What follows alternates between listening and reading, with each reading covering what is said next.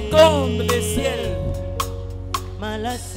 féconde les trônes de Dieu.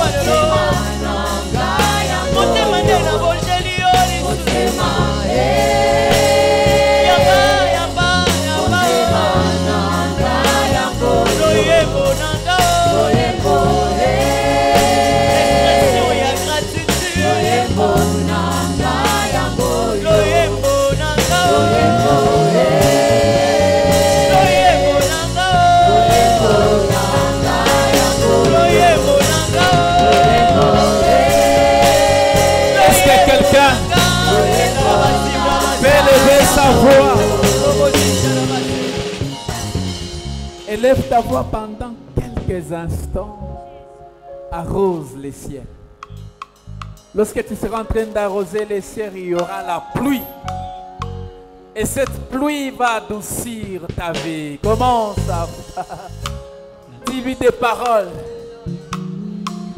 Féconde ton environnement, féconde ta vie. Manaraba Shendariaba Koto. Manaraba Shundurubu Sheke Araba Shandaraba Baba. Manaraba Shendaraba Baba Baba Baba Sheke. Menarubu Shakaria Baba Shundurubu. Manaraba Shendaraba Baba Sheke. Royaraba Sheke. Manarubu Shanderia Baba Shake. Raya Mama Shekeria Baba Baba Sundurubu. Tu es la raison de ma respiration. Tu es la Menaraba Sukurubu. Pourquoi ne pas t'offrir cette offrande de louange? Manaraba Shindaraba. Pourquoi ne pas t'offrir cette louange de mes acclamations? Ah Seigneur, merci. Seigneur, merci pour ce matin. Seigneur, merci pour les 30 jours. Merci pour les 10 jours parcourus. Et nous voulons te bénir. Nous voulons t'acclamer, Seigneur. Si nous avons fait 10 jours, nous allons faire 20. Si nous allons faire 20, nous ferons 30. Nous marcherons, Seigneur, jusqu'au sommet de la montagne. Bénis ta parole, bénis ton peuple. Au nom de... Amen. Ah, que Dieu te bénisse. Je suis en train de voir un plus que vainqueur. Celui qui a vaincu la chair, qui a vaincu la pauvreté, qui a vaincu la maladie. Il est au milieu de nous pour te rendre plus que vainqueur. Et son nom c'est Jésus-Christ. Vous savez quoi? La tombe est vide. Oh, je disais que la tombe est vide. Ça veut dire qu'il est ressuscité, il est vivant, il y est au milieu de nous. Lorsqu'il est vivant, tout ce qui était mort ressuscite. Lorsqu'il est vivant, les malades sont guéris. Amen. Et celui-là s'appelle notre Dieu. Est-ce que nous pouvons encore l'acclamer? Amen. Merci, chorale. C'était merveilleux. Est-ce qu'on peut les encourager? Amen. Malasi, malasi nanga yangu yo. J'aime. Hein? Amen. Et vous savez ce que nous sommes en train de faire tout au long de ces mois. Tozopesa malasi et pas nzambe na biso. Alléluia. Alors j'aimerais nous inviter à lire la parole de Dieu dans Genèse 32, verset 24. La Bible dit, Jacob demeura seul. Ce qui me touche dans ces versets, la Bible dit, Jacob demeura seul, point. Et alors, un ange, un homme, Dieu, il était avec lui. En d'autres termes, si il n'était pas resté seul, un ange ne viendrait pas à sa rencontre. Je prie ce matin que quelqu'un reste seul devant Dieu, en dehors de vos préoccupations, loin de ce qui vous fait mal. Alors frère, j'aimerais vous donner les sous-thèmes de ce matin. Nous sommes en train de voir les grands thèmes vainqueurs dans sa présence. Et beaucoup de serviteurs nous ont apporté beaucoup de choses et nous avons été bénis pendant ces 10 jours. Mais ce matin, le thème que je vais développer, il est intitulé comme ceci: les 7 habitudes d'un vrai vainqueur. Alléluia. Ce matin, nous allons nous entraîner. Nous allons nous examiner si nous sommes réellement des vainqueurs. Et ce matin, sache que le Dieu des cieux va te rendre plus que vainqueur. Les 7 habitudes, ça veut dire les choses que nous faisons chaque jour. Lorsque nous nous réveillons, il y a des choses que nous faisons. Lorsqu'il arrive midi, il y a des choses que nous faisons. Qu'est-ce que vous faites régulièrement? Au point que c'est devenu votre vie, au point que c'est devenu votre façon de fonctionner.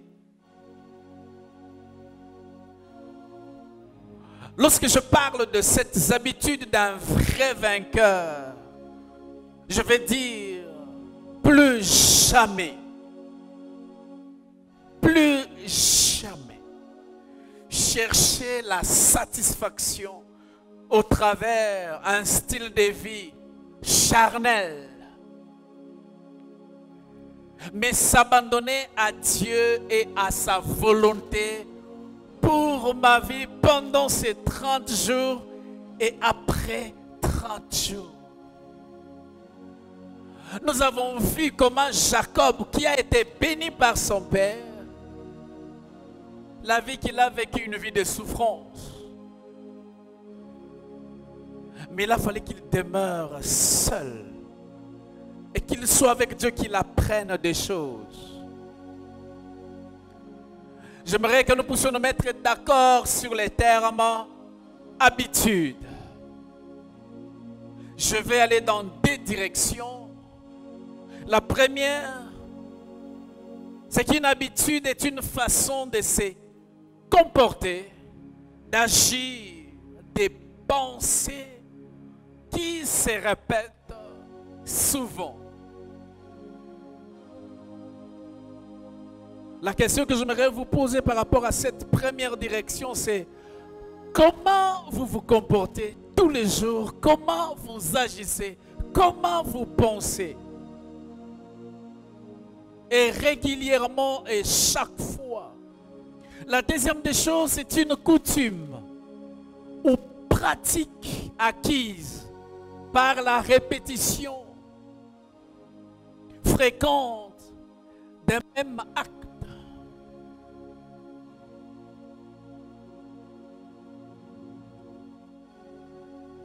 À quoi êtes-vous accoutumé tous les jours? Qu'est-ce que vous faites chaque jour? Frères, nous devons comprendre que l'habitude peut être héritée ou acquise par des répétitions. Faites attention avec la chose que vous répétez souvent. En la répétant, elle devient votre habitude et malheur à vous si c'est une mauvaise chose. Je prie que les choses que vous répétez soient les choses positives qui fassent de vous des vainqueurs dans la présence de Dieu. Des vainqueurs devant la maladie, des vainqueurs devant les problèmes financiers matériels, des vainqueurs dans tous les domaines de votre vie. Et ce matin, nous allons apprendre 7 habitudes. Frères et sœurs, si nous n'apprenons pas ces habitudes, il est impossible de vaincre pendant ces 30 jours et après les 30 jours. Les choses dont je vais aborder, ce sont les choses qui doivent se faire tous les jours de notre vie. Ce n'est pas seulement lorsqu'on a 30 jours de prière, mais c'est tous les jours. Et si vous les faites tous les jours, nul ne tiendra devant vous. Nul, je vous dis, nul ne tiendra devant vous. Aucune maladie, aucune situation ne tiendra devant celui qui pratique régulièrement ces 7 choses. La première des choses, c'est la vie de prière.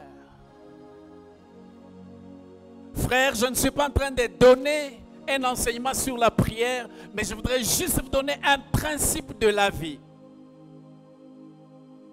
Frère, vous devez savoir, vous devenez vainqueur que lorsque la vie de prière devient un style de vie. Est-ce que la prière, c'est votre style de vie? Vous venez prier parce qu'on a dit 30 jours de prière. Style de vie, c'est ma vie. Je le fais tous les jours. À 4 heures, je me réveille. À minuit, je me réveille. C'est ma vie, c'est mon style de vie. Frères et sœurs, lorsqu'on est dans la présence de Dieu, rien ne pourra vous résister. Le Covid-19 ne pourra vous résister. Et je l'ai dit au premier, qu'il n'y aura pas de deuxième vague. S'il y a les gens qui veulent bouffer l'argent à cause du deuxième, il n'y en aura pas au nom de Jésus. Élie a dit, l'Éternel devant qui je me tiens est vivant. Il n'y aura pas de pluie, sinon à ma parole. J'aimerais le déclarer en tant que prophète. Il n'y aura pas de deuxième vague. Messieurs, si vous voulez bouffer de l'argent, allez le bouffer ailleurs. Pas dans cette situation, parce que le Dieu du Congo est vivant. J'aimerais dire quelque chose. Nous devons respecter ce que les autorités nous demandent. Distanciation, port de masque, se laver régulièrement. Mais j'aimerais vous dire, ce ne sont pas ces choses qui ont protégé l'Afrique, ce ne sont pas ces choses qui ont protégé la République démocratique du Congo. Et j'aimerais le dire, lorsqu'on a annoncé le Covid, si on n'avait pas fermé l'église et qu'on s'est tenu dans la présence de Dieu, je ne pense pas qu'on parlerait de Covid en République démocratique du Congo. Moi, ce qui me choque, c'est comme si nous faisons ce qu'on appelle copier-coller. Covid, l'Europe pour vous. La France. La France commence à reconfiner les Congolais. Nous aussi, il faut tout reconfiner. Frère, lorsque la France reconfine, on prend soin que la population vive bien. Est-ce que quelqu'un me saisit? Quelqu'un dit la vie des prières.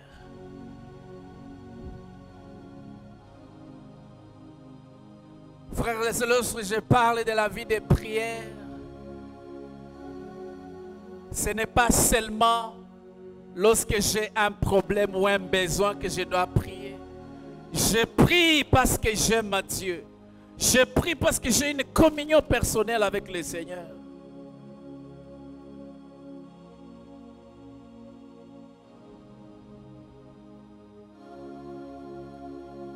Je l'ai dit aux premières quittes, frères et sœurs, dans notre vie. Rassurez-vous de ceci. Quoi que nous puissions accomplir dans notre vie, rassurez-vous que vous l'accomplissez tout en étant à genoux. Regardez ces appartements que vous construisez. Dites, Seigneur, je les construis parce que j'étais dans ta présence, devant ta face. Cette affaire, je l'ai fait parce que je me tiens, je suis à genoux. Frère, lorsque vous êtes à genoux, Dieu va vous élever dans sa présence.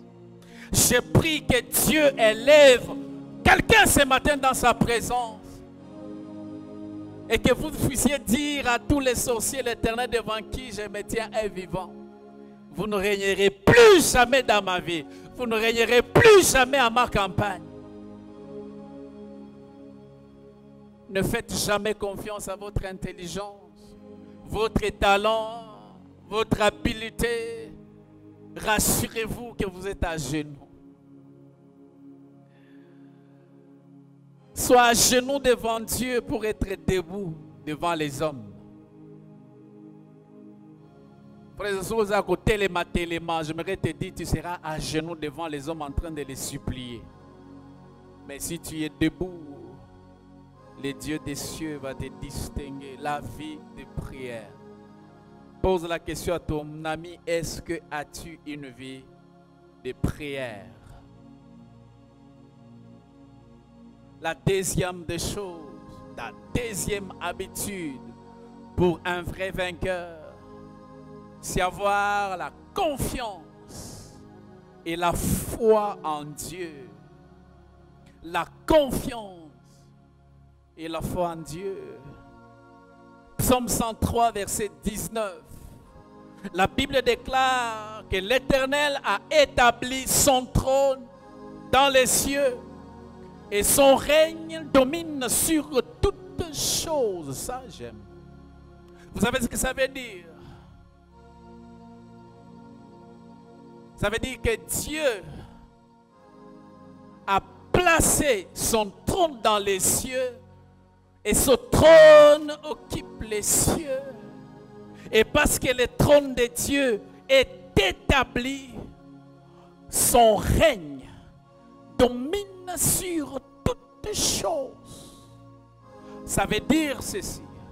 Lorsque je suis dans sa présence, je me rassure que le trône de Dieu est établi dans cette présence. Et que rien ne peut m'empêcher d'obtenir rien dans la présence de Dieu parce que son règne domine sur tout. La Bible dit tout. Ça veut dire que les choses ne peuvent pas me résister. Ça domine. Dieu domine son règne. Tout ce que je peux demander à Dieu, Dieu va le faire parce que ton trône règne. Dieu ne vient pas me contempler. Il est là parce qu'il est en train de régner dans tous les domaines de ma vie. Si je dois toucher à quoi que ce soit, Dieu ne va pas me refuser parce que son trône règne, son trône domine. Ça veut dire que lorsque je suis dans la présence de Dieu, le diable ne peut pas venir bloquer ma vie. Parce que le règne de Dieu est là. Ça veut dire aussi que ça peut bouger à gauche et à droite. J'ai confiance, je sais que mon Dieu a son trône établi dans les cieux. Et il n'y a aucune chose sur la terre qui peut me résister. Lorsque je suis malade et que j'entre dans sa présence, la maladie doit fuir. Lorsque je suis dans sa présence et que je suis au chômage, les chômages doivent fuir parce que le règne de Dieu domine sur toutes choses. Frère, fais confiance à Dieu. Proverbe 3, versets 5 à 6, la Bible dit, confie-toi en l'Éternel de tout ton cœur et ne t'appuie pas sur ta sagesse. Reconnais-le dans toutes tes voies et il aplanira tes sentiers. Faire confiance à Dieu. Lorsque je vais lui faire confiance, automatiquement il aplanit les sentiers de ma vie. Automatiquement les portes s'ouvrent devant moi. Automatiquement une nouvelle saison commence. Je prie et je déclare, la nouvelle saison doit commencer dans ta vie dès lors que tu commences à faire confiance à Dieu.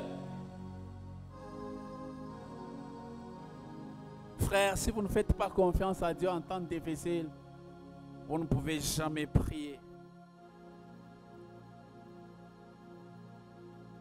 Mais les mauvaises choses qui peuvent nous arriver lorsqu'on n'a ni foi ni confiance en Dieu, on finit par envier le méchant qui marche avec telle voiture, qui est en train de construire à tel endroit.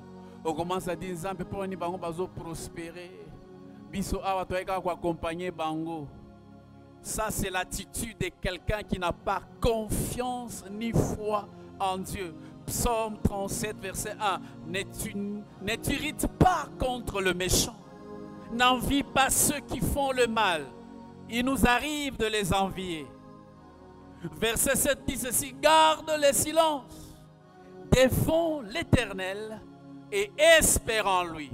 Il dit encore, ne t'irrite pas contre celui qui récit dans ses voies, contre l'homme qui vient à bout de ses mauvais desseins. Je prie que quelqu'un n'envie pas les méchants lorsqu'ils prospèrent.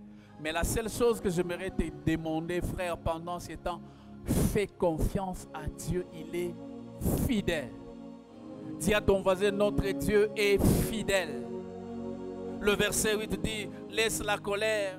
Dans la colère, aujourd'hui, colère parce que tu vois le méchant prospérer. Dieu dit, laisse la colère, abandonne la fureur. Ne t'irrite pas, cesserait faire mal. Frère, si vous faites confiance à Dieu, vous n'aurez peur. Ni des personnes, ni des choses tout autour de vous. Parce que vous savez que Dieu vous garantit la victoire. Et ce que j'aime, lorsqu'on a confiance en Dieu, la confiance crée l'intimité.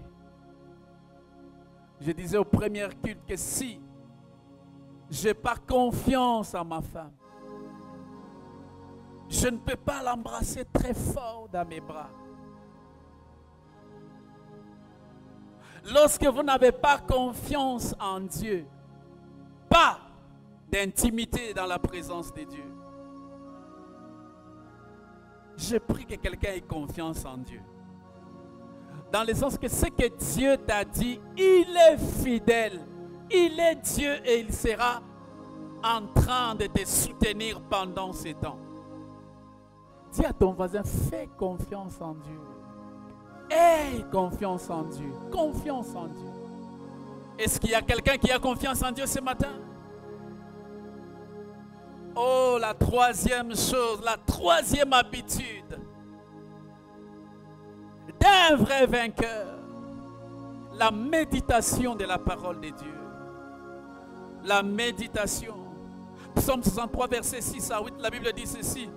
Lorsque je pense à toi, est-ce que vous pensez à Dieu lorsque vous marchez, vous êtes dans votre véhicule, vous êtes dans votre chambre, vous marchez, est-ce que vous pensez à Dieu? Lorsque je pense à toi, sur ma couche, je médite sur toi pendant les veilles de la nuit. Donc, Esalie, 20h, quelqu'un attend de méditer sur Dieu. 21h, 22h, 23h, minuit, 1h, 2h. Je médite sur toi. Car tu es mon secours. Il veut dire, lorsque je médite sur toi, tu me sécurises. Et je suis dans l'allégresse à l'ombre de tes ailes. Mon âme est attachée à toi. Ta droite me soutient. Frères et sœurs, j'aime poser des questions. Est-ce que vous méditez sur Dieu? Est-ce que vous méditez sur cette parole? Le terme méditation désigne une pratique mentale qui consiste généralement en une attention portée sur un objet.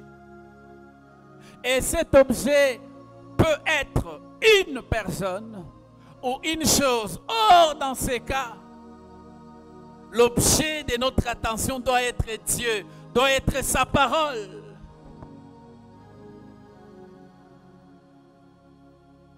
Attention portée sur certains objets au niveau de la pensée, des émotions et du corps. Lorsque je pense sur Dieu, même mon corps tremble. Alléluia.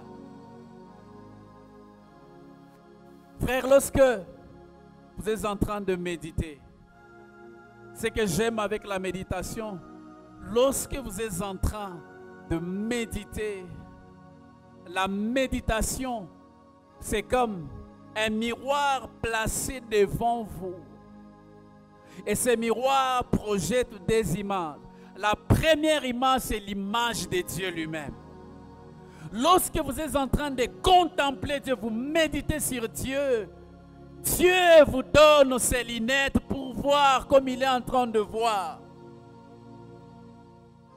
Lorsque vous méditez la parole de Dieu, vous méditez, vous regardez Dieu, les montagnes sont en train d'être baissées. Les défis disparaissent parce que vous avez les lunettes de Dieu. Lorsque vous méditez la parole de Dieu, il vous projette vous-même les Jacob, les menteurs. Et lorsque vous avez des images, plus vous contemplez Dieu, plus Dieu vous communique sa nature. Je prie ce matin, cet après-midi, que Dieu vous communique sa nature lorsque vous méditez sa parole.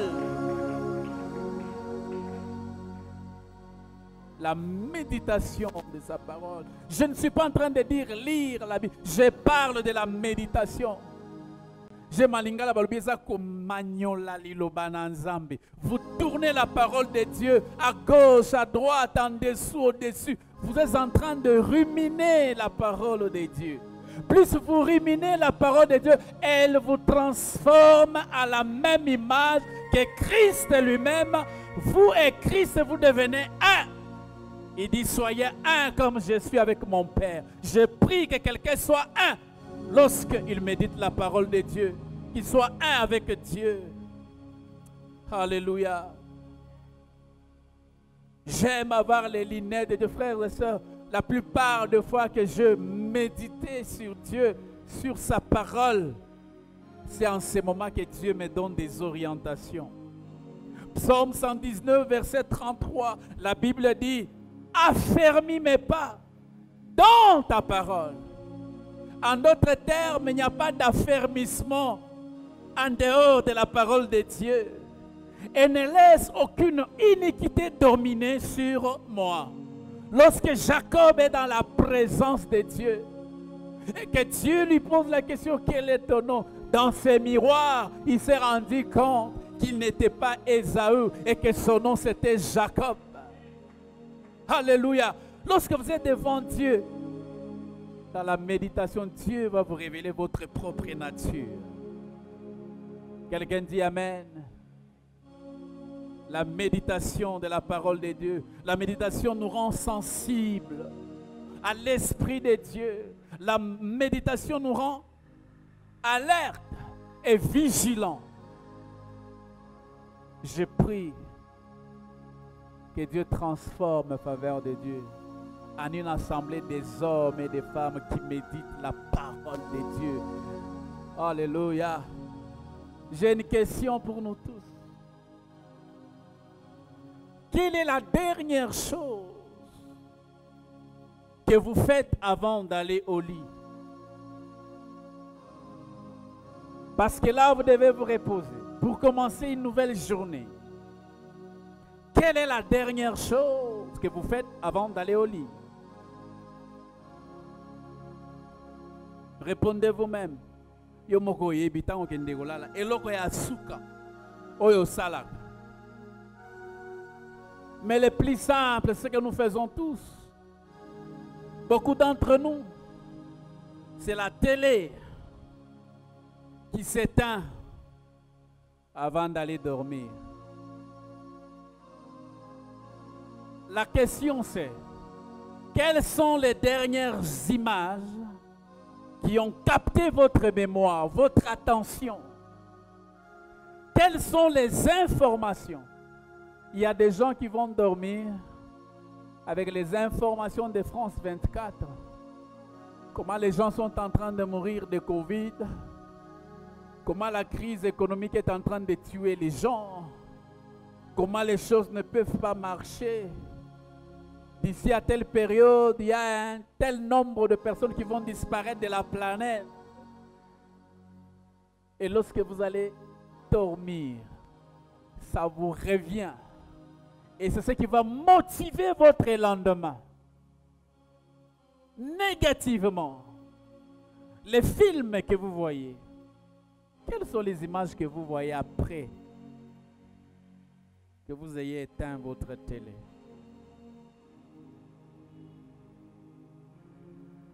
La méditation est essentielle à la survie du vainqueur. Lorsque je parle de vainqueur, je ne parle pas de vainqueur les dimanches, mais vainqueur pour tous les jours. Vainqueur pendant ces 30 jours et après 30 jours. Que lorsqu'on pratique ces choses, on sera vainqueur à vie. La quatrième des choses, pendant ces temps de prière et après ces temps, obéir à Dieu et suivre ses instructions très importantes. Pendant ces 30 jours, je suis sûr, je le sais, que Dieu va parler à beaucoup d'entre nous. Il a déjà commencé à le faire. Dieu va parler. Dieu va vous donner des instructions. Et ces instructions vous amènent au succès, à la réussite. Mais si vous n'obéissez pas, frère, vous allez échouer. Deutéronome 27, verset 10, la Bible dit, « Tu obéiras à la voix de l'Éternel, ton Dieu, et tu mettras en pratique ses commandements et ses lois que je te prescris aujourd'hui, c'est dimanche, pendant ces 30 jours de prière, après ces 30 jours de prière, alors tu seras un vainqueur. » Est-ce que je m'adresse à des vainqueurs ce matin? Deutéronome 28, verset 1, la Bible déclare, « Si tu obéis à la voix de l'Éternel. » Frères et sœurs, tous les jours nous entendons la voix de l'Éternel. Dieu a décidé de nous parler tous les jours.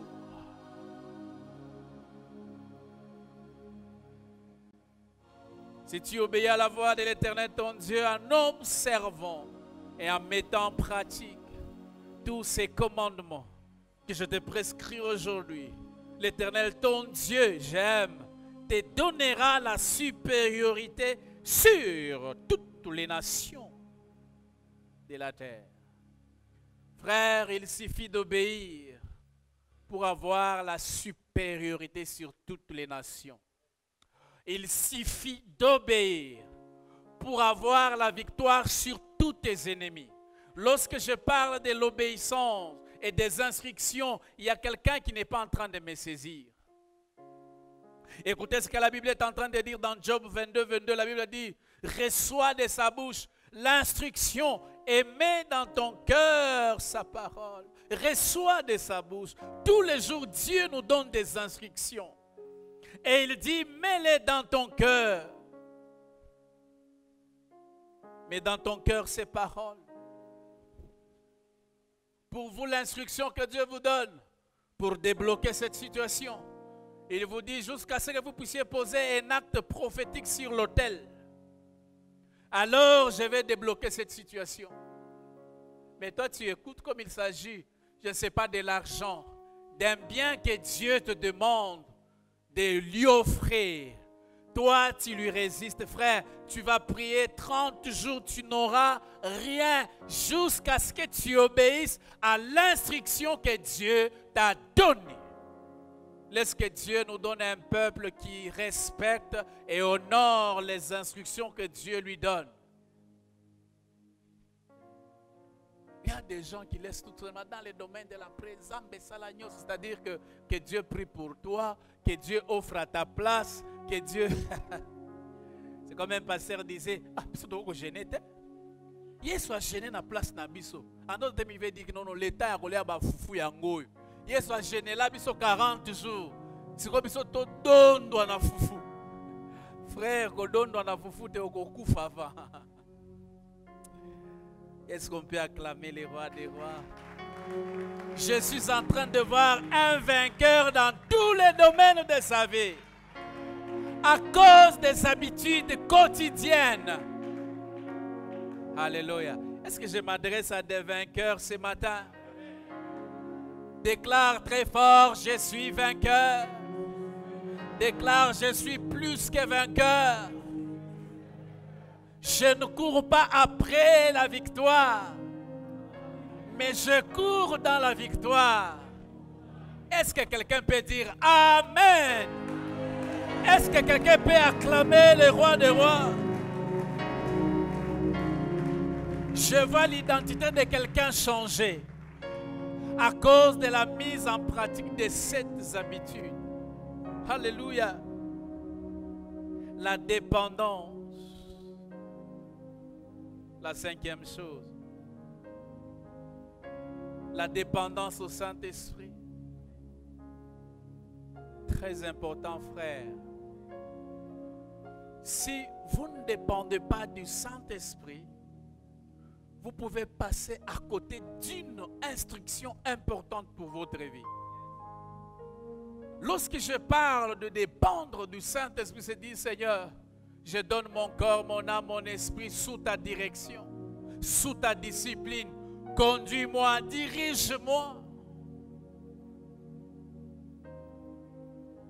J'étais en train de dire, au premier kit du livre, j'étais en train de lire. Un homme de Dieu détaille la mort des hommes et des femmes de Dieu qui sont morts parce qu'ils n'ont pas écouté la petite voix du Saint-Esprit, qui nous parle directement ou par des personnes interposées. Lorsqu'on vient te dire, Dieu m'a dit, comment vous réagissez? Il dit, un homme de Dieu, je n'ai pas le temps de citer tous ces hommes et ces femmes qui sont morts comme ça. Un homme était attendu dans un pays pour un séminaire. Et il devrait voyager. Il avait déjà fait ses valises, il devrait aller à l'aéroport. Et sa femme tout d'un coup lui dit, chérie, je ne sens pas que tu dois voyager. L'homme lui pose la question, pourquoi? Il dit, je ne sais pas. Mais seulement je sais que tu ne dois pas aller. L'homme a fait asseoir sa femme. Il a pris du temps de lui démontrer combien il ne peut pas manquer ce séminaire. Parce que les gens ont dépensé l'argent dans la publicité, dans l'organisation. Et leur dire que j'annule, ça ne sera pas une bonne chose. Et l'homme est parti. Lorsqu'il va dans l'avion, il décolle. Et l'avion s'est écrasé. Et cet homme de Dieu est mort. Pourtant, l'Esprit de Dieu lui a parlé au travers de sa femme.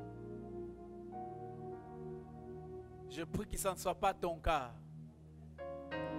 Tu ne mourras pas à cause de la distraction de ne pas entendre la voix de Dieu. Éphésiens chapitre 18, 5, verset 18, la Bible dit, ne vous enivrez pas de vin. C'est de la débauche. C'est de la distraction. Soyez au contraire remplis de l'Esprit. Je prie que pendant ces 30 jours, que vous soyez saturés de l'Esprit de Dieu. Que vous soyez remplis rempli lorsque vous parlez. On sent que vous êtes en train de dégager la puissance de Dieu. Lorsque vous parlez, les démons sont en train de fuir parce que vous êtes plein de son esprit. Et je libère la puissance du Saint-Esprit dans la vie de quelqu'un. Lorsque vous parlerez, les ennemis vont s'enfuir. La Bible dit ceci. Il dit, lorsque l'ennemi viendrait comme un fleuve, l'Esprit de l'Éternel le mettra en fuite. Ça veut dire que lorsque tu es rempli, les démons peuvent venir à ton insu, sans que tu saches. Mais parce que tu es plein, ils ne peuvent pas s'approcher. L'Esprit de Dieu lui va les mettre à distance. Et lorsque vous parlerez, on dira, voici. On dira, jamais homme n'a parlé comme celui-là. Lorsque vous irez traiter un dossier, 100 personnes, on rejette leurs arguments, mais lorsque vous vous mettez rempli de la présence, quand vous êtes en train de parler, vous libérez les rayonnements de Dieu. Jamais homme n'a parlé comme celui-là, ce poste-là lui appartient. Est-ce qu'on peut acclamer pour quelqu'un qui est plein de l'Esprit de Dieu? Plein de l'Esprit de Dieu. Éphésiens chapitre 1 verset 13, la Bible dit, en lui vous aussi, après avoir entendu la parole de la vérité, l'évangile de votre salut, en lui vous avez cru et vous avez été scellés du Saint-Esprit.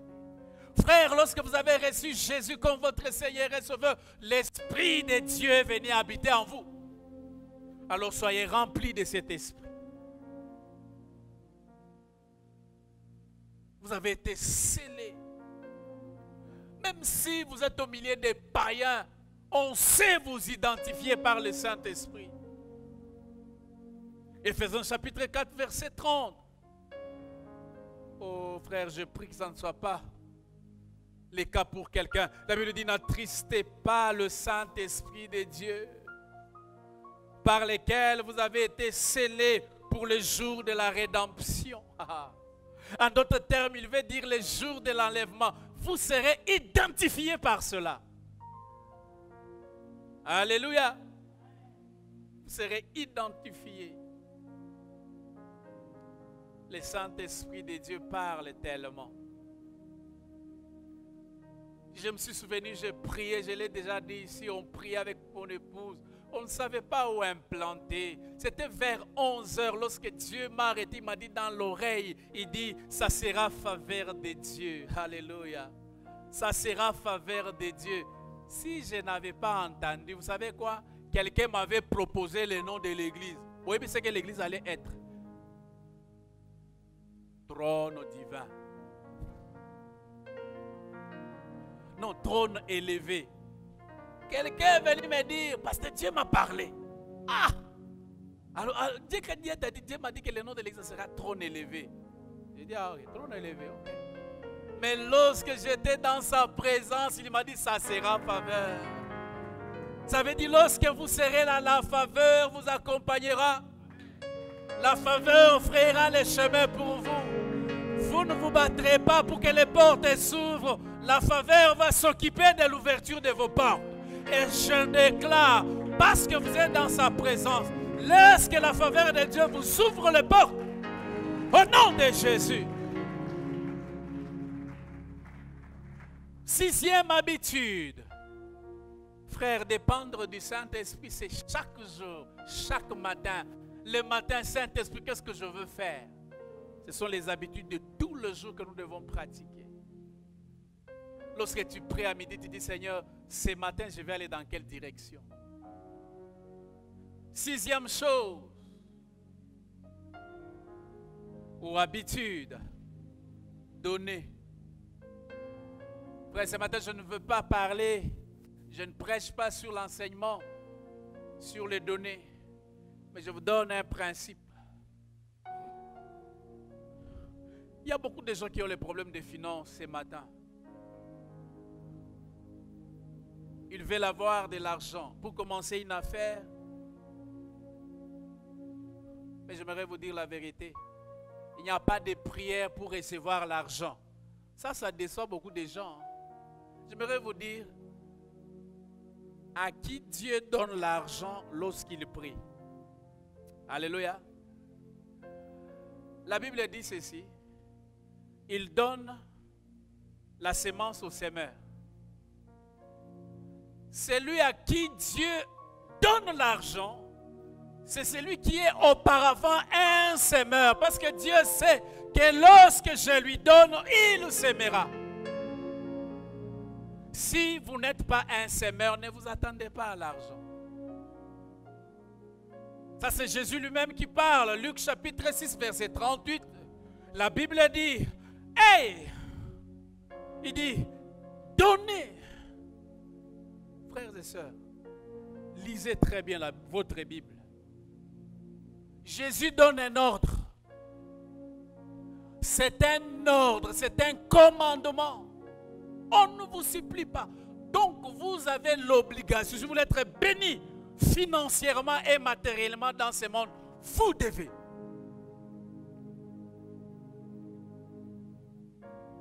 Ce n'est pas une option. C'est une obligation. Une option, ça veut dire que vous pouvez prendre ou ne pas. Frère, vous voulez être béni financièrement et matériellement, vous devez donner. C'est Jésus, le Fils de Dieu. Donnez. Quel ordre il donne? Et il vous sera donné. Il dit, on versera dans votre sein une bonne mesure, serrée, secouée et qui déborde, car on vous mesurera avec la mesure dont vous vous serez servi. Ce passage va à l'encontre des choses qu'on nous a prêchées lorsque l'évangile est entré dans ces pays. Errez les pauvres. Errez ces pauvres-là parce qu'ils n'ont pas sémé. De Corinthiens chapitre 9, verset 6, la Bible dit, sachez-le, celui qui sème abondamment, plutôt celui qui sème peu, moissonnera peu. Ici, j'aimerais dire dans tous les domaines. On sait même bongo mouké, on récolte mouké. On sait même peu de temps de prière, tu récoltes peu de temps de prière. Et celui qui sème abondamment moissonnera abondamment. Frère, c'est un principe que Jésus nous donne, aux frères et sœurs, de la faveur de Dieu. C'est Jésus qui le dit. Dans ces 30 jours, tu vas aller l'année prochaine, béni financièrement et matériellement.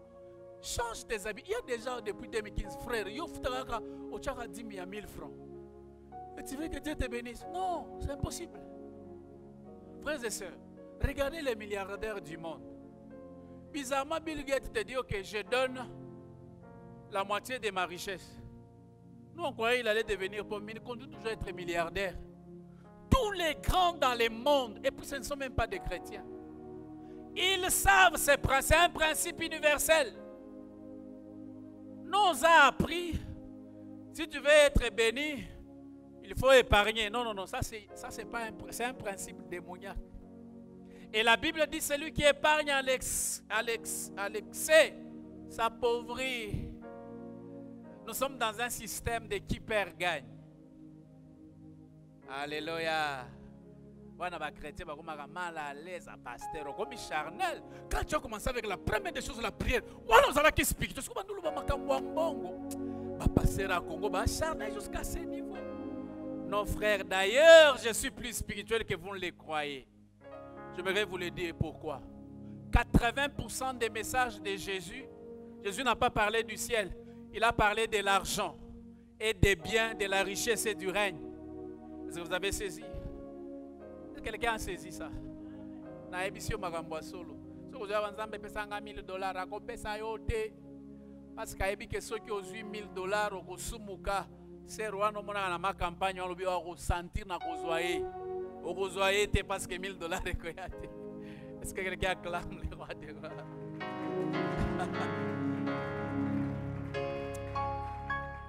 Nous sommes dans une assemblée des hommes et des femmes généreux envers Dieu et envers le prochain. La dernière des choses pour clôturer mon message, il est encore plus important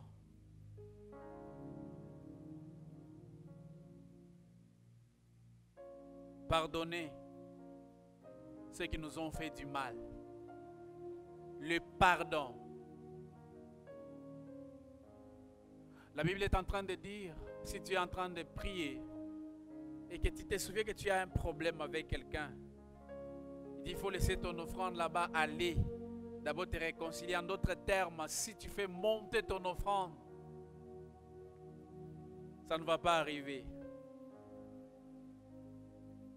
Je le disais au premier culte, lorsque je présentais les examens d'État 95, j'ai reçu plusieurs serviteurs de Dieu qui sont venus me dire qu'il faut que tu pardonnes tes parents, en particulier ton père, parce que si tu ne le fais pas, tu vas échouer aux examens d'État. J'étais en colère contre ces gens. De la manière dont je suis venu au monde, mon père a engrossé une fille. Je n'étais pas l'enfant qu'il voulait que je vienne. Au début, il a vu les plaisirs, pas un enfant qui devrait naître. Et lorsque c'était un enfant, il a voulu se débarrasser de cet enfant. Mais Dieu a fait grâce, cet enfant a commencé à grandir, mais dans des difficultés énormes. J'haïssais mon père terriblement. Et lui aussi, il savait que je l'haïssais. Entre moi et lui, c'était la nuit. D'ailleurs, je me disais que je vais me faire militaire et la première personne que je vais éliminer, ce sera lui. Et chaque fois qu'il s'allongeait, je voulais vérifier là où il a mis sa tête pour que je ramasse même une grosse pierre et que j'écrase sa tête. J'avais la haine. Et ils m'ont dit, si tu ne le fais pas, tu ne vas pas réussir. Mais c'était plus fort que moi, parce que j'étudiais difficilement. Vous allez à l'école, on vous chasse. Vous revenez des semaines, pendant que les autres ont déjà avancé dans les cours. Et vous avez du mal à vous rattraper. Lorsqu'il est nuit, vous ne savez pas faire du lendemain. Incertitude totale. Vous avez des babouches de plusieurs couleurs. Pendant que vous voyez les autres amis, les parents se battre pour leurs études, pour les habiller, les accompagner à l'école. Pendant que moi-même j'étais mon propre père, ma propre mère. Les soirs, j'ai frappé. Moi, on a pétrole. Moi, on a pétrole. Et le matin, j'étais élève. Frères et sœurs, je sais faire le braise. Parce que j'ai déjà fait 500 sacs de braise. Je sais fabriquer les briques. Je sais vendre. Je sais faire des choses. Donc, ceux qui les longs en les lots côté amateur ici, tu ne me sers pas. J'ai des métiers que je peux faire. Et lorsque je suis allé aux examens d'État, j'ai échoué. Lorsque j'ai échoué, j'étais encore plus dans la colère. Frères et sœurs, lorsqu'on parle du pardon, il y a des hommes et des femmes au milieu de nous. Ils sont nés dans une merveilleuse famille. Jusqu'à ce que les pères provoquent un divorce. Et les enfants sont traumatisés. Frères et sœurs, papa et maman, deux fois, ce sont vos caprices à vous. Vous décidez de vous séparer. Vous ne vous souciez pas de notre bonheur. Vous ne vous posez pas la question, quand nous allons nous séparer, comment sera la vie de nos enfants? Caprice n'a pas mis balai. Et la vie de ces enfants est déroutée. J'aimerais vous dire, ces enfants vont vous faire payer. Moi, je connais une sœur au milieu de nous. Quand son père a divorcé, elle avait 9 ans. Elle était traumatisée toute sa vie. Et sa maman, à cause de ce divorce brisque, sa maman a commencé à mutuna et commis l'olenge. Et cette fille est son père jusqu'à aujourd'hui. Mais je crois qu'il a pardonné. Il y a des parents qui ne peuvent jamais pardonner leurs enfants. Les parents qui ont souffert, qui vous ont amené à l'école, ils ont souffert, vous êtes allés à l'université. Mais lorsqu'ils regardent le type d'homme que vous êtes, le papa est blessé dans son cœur. Frère, ce qui papa a blessé dans mon thème par rapport à ce que vous êtes devenu bizarre là, vous n'allez pas progresser.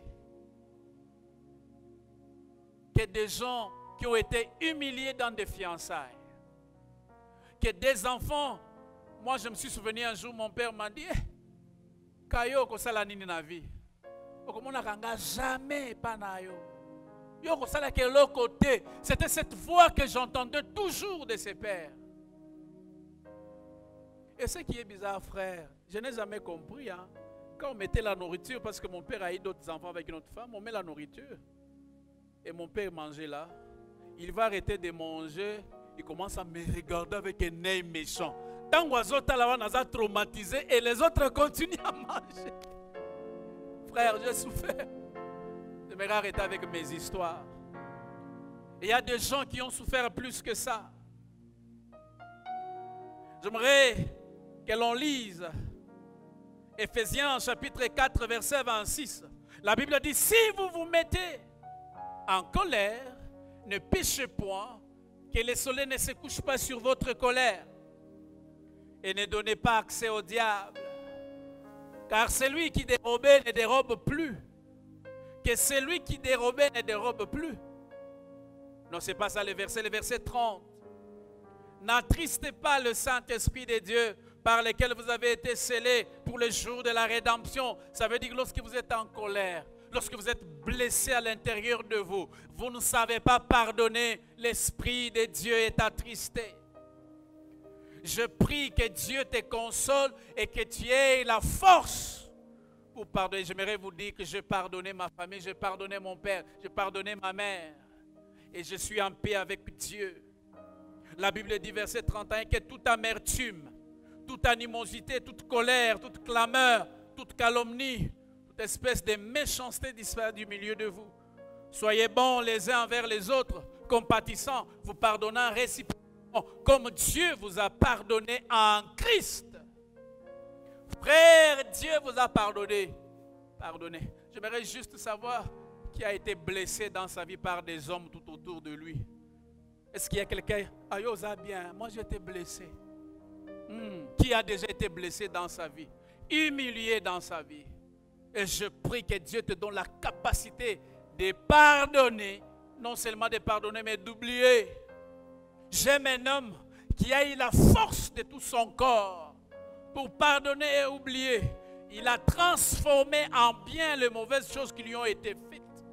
Genèse 50, verset 20, la Bible dit, c'est Joseph qui est en train de parler à ses frères qui l'ont vendu, qui l'ont jeté dans le puits.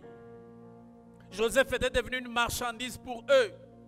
Vous aviez médité de me faire du mal. Dieu l'a changé en bien pour accomplir ce qui arrive aujourd'hui, pour sauver la vie à un peuple nombreux. Frères et sœurs, les choses qui vous ont été faites, c'était pour qu'un peuple nombreux soit sauvé, soit béni, soit transformé au nom de Jésus. Frères et sœurs, je n'ai jamais regretté depuis que j'ai connu Christ, de la famille dans laquelle je suis sorti. J'ai toujours dit, c'est pour des moments comme ceci que Dieu a voulu que je sorte dans cette famille. C'est pour des moments comme ceci que Dieu a voulu que je sorte dans cette famille, pour que je sois pasteur du centre missionnaire Philadelphie, faveur de Dieu à ma campagne, au nom de Jésus. Et je suis heureux de sortir de cette famille.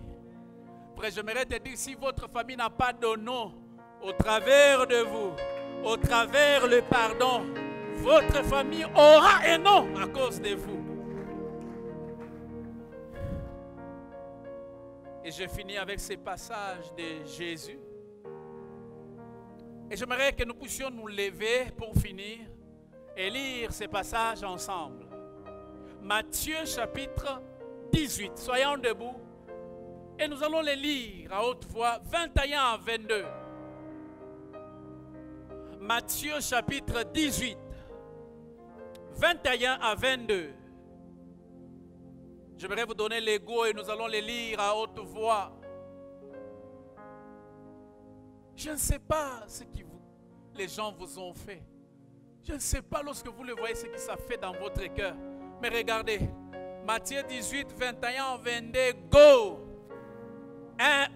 Écoutez, Matthieu 18, je vais compter par 3, 18, 21, 22, 1, 2, 3, go! Alors Pierre s'approcha de lui et dit, Seigneur, combien de fois pardonnerai-je à mon frère lorsqu'il péchera contre moi? Sera-ce jusqu'à cette fois? Jésus lui dit, je ne te dis pas jusqu'à cette fois, mais jusqu'à 70 fois cette fois. Est-ce que quelqu'un peut acclamer la parole de Dieu? Lorsque vous faites 70 fois 7, vous avez 490 fois. Frères et sœurs, Dieu nous demande à pardonner à l'infini. 490 fois. Pardonnez. Vous vous sentirez libéré. Pardonnez, vous vous sentirez un vainqueur qui est en train de naître dans la présence de Dieu. Frère, j'aimerais que tu élèves tes mains légèrement. J'aimerais que tu fasses cette prière. Parce que la prière va continuer demain déjà le matin. Dis à Dieu, Seigneur, lève tes mains, fais cette prière après moi. Seigneur Jésus, merci pour ta parole. Ce matin, je lève ma voix pour pardonner à ceux qui m'ont fait du mal, à ceux qui m'ont humilié, à ceux qui m'ont détruit. Je le pardonne. Guéris mon cœur, guéris mon âme, que les conséquences du manque du pardon dans ma vie n'aient pas de fait dans ma vie. Dans le nom puissant de Jésus. Seigneur, que ton sang me lave, que ton sang me purifie. Je prie ce matin, remplis-moi du Saint-Esprit, que je sois un homme sensible, que je sois un homme puissant dans ta présence. Dans le nom puissant de Jésus, que je me laisse diriger par toi, que je me laisse conduire par toi, que je sois un homme obéissant, un homme qui te fait confiance, un homme qui a foi en toi. Dans le nom puissant de Jésus, ouais-moi de l'onction du Saint-Esprit. Est-ce que quelqu'un peut parler avec moi? Quelqu'un peut déclarer ces choses?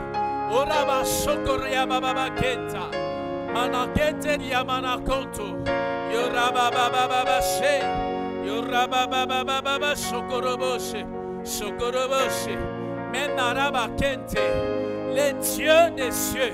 Je libère l'onction du Saint-Esprit. Je libère l'onction